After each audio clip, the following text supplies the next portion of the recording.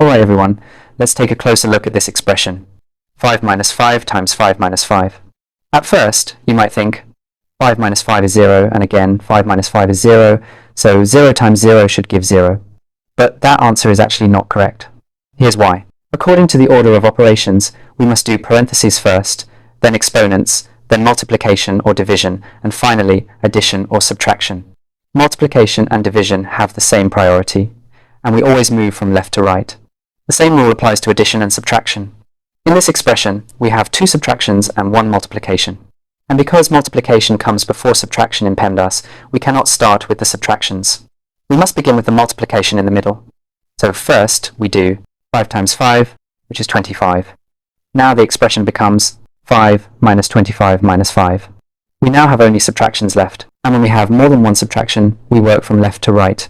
So we start with 5 minus 25, which gives negative 20.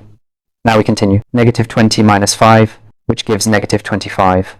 So the final answer is negative 25. Here's a challenge for you.